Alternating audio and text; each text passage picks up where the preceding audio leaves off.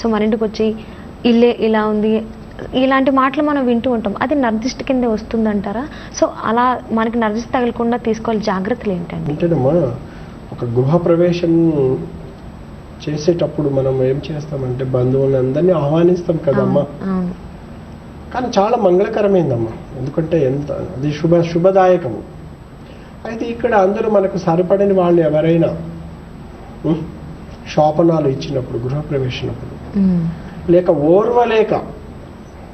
ఓర్వలేక వాళ్ళు ఏం చేస్తారు, వీళ్ళు ఇంత పెద్ద ఇల్లు కట్టుకున్నారని చెప్పేసి కళ్ళు ఎర్రబడిపోతాయమ్మా.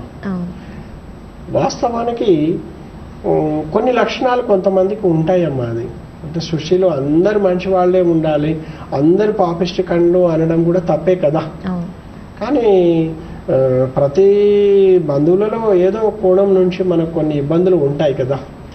అప్పుడు ఏం జరుగుతుంది అంటే, ఇప్పుడు నూతన గృహ నిర్మాణం మనం చేసుకున్నాము, గృహప్రవేశ సమయంలో మనకు అందరినీ ఆహ్వానించుకున్నామమ్మా. కానీ కొంతమంది వచ్చేసి మన గృహం మీద ఏడుస్తుంటారు, ఇంత పెద్ద ఇల్లు ఎక్కడి నుంచి కట్టుకున్నారు, ఇతను ఎలా కట్టారు, ఇక్కడ డెవలప్మెంట్ చూసి ఓర్వలేకపోతుంటారమ్మా. ఓర్వలేకపోవడం సహజము. కానీ ఎవరికైతే ఆ సమయంలో కళ్ళు ఎర్రపడి ఆ ఇంట్లో అంటే రెడ్ కలర్ మారిపోతుందండి, అంత మారిపోతుంది దృష్టి దోషం అంటే, అప్పుడు ఆ ఇంటి మీద నరదిష్టి అనేది పడుతుందమ్మా. వాళ్ళు ఎంత వాస్తు ప్రకారం కట్టుకున్నా కూడా కొన్ని ఇబ్బందులు వచ్చేస్తూ ఉంటాయి. ఎలాంటి ఇబ్బందులు అంటే, ఆ ఇంట్లో మనశ్శాంతి లేకపోవడం, అప్పటి నుంచి ఏదో ఒక అనారోగ్య సమస్యలు, చీటికి వాటికి చిన్న చిన్న గొడవలు అవ్వడము, ఇలాంటి ఎన్నో సమస్యలకి దృష్టి దోషాలనే కారణం అవుతుంటాయమ్మా. అందుకని గృహప్రవేశం చేసిన తర్వాత మీకు ఒక 3 months మంచి ఫలితాలు ఇవ్వలేదు అంటే అక్కడ మనకు ఏదైనా వాస్తు దోషాలు ఏమైనా ఉన్నాయా? లేదు. కానీ మీ సమస్య చెప్తే నాకు ఏమంటే తెలిసిపోతుందమ్మా. ఒక గృహాన్ని మనం చూడంగానే ఈ గృహానికి దృష్టి దోషం ఉంది. కానీ మనం ఎన్ని దృష్టి దోషాలంటే మన పూర్వీకులు ఎన్నో విధాలుగా చెప్పారమ్మా.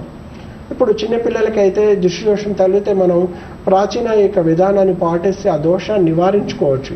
కానీ గృహానికి సంబంధించిన దోషము మీరు ఈ చిన్న ఎన్ని పరిహారాలు తీసుకున్నా అవి నయము కాకపోవడం. ఎందుకు కాదు అంటే, ఫస్ట్ డే ఎఫెక్ట్ అంతా ఆ గృహం తీసేసుకుంటుంది, ఆ దృష్టిని, ఆ ఘోష అనమాట.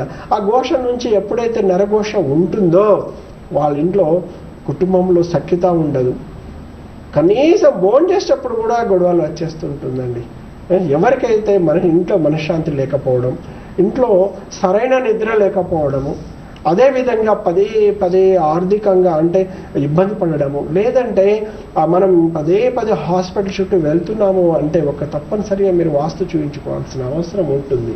ఎందుకు ఉంటుందంటే ఆ ఇల్లు మనకు యోగించటం లేదు. కొన్ని దృష్టి దోషాలు పడ్డప్పుడు అలాంటి దోషాన్ని కూడా మేము 100% 100 years వరకు నరఘోష, దృష్టి దోషం, నరపీడ పీడించకుండా కూడా నేను కంట్రోల్ చేయగలనమ్మా.